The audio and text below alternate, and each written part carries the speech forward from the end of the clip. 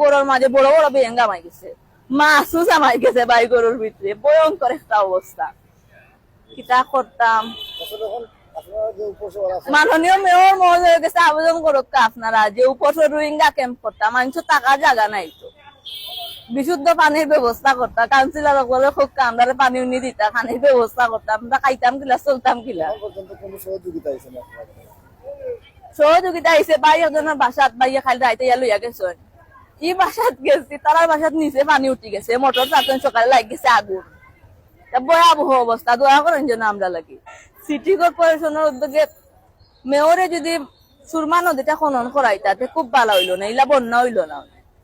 নদী খনন 100 বছর উপরে হয়ে গেছে, শুনছি নদী খনন করা হয়েছে না, নদীটা খনন করে দিলে ভালো হইলো, বন্যা ইলা নইলো না। ড্রেনেজ সিস্টেম তো খুব খারাপ, ব্লক হইয়া আর বন্যা হয়ে যায়, ড্রেনের পানি উঠে, নদী পড়বার আগে ড্রেনের পানি উঠে যায়।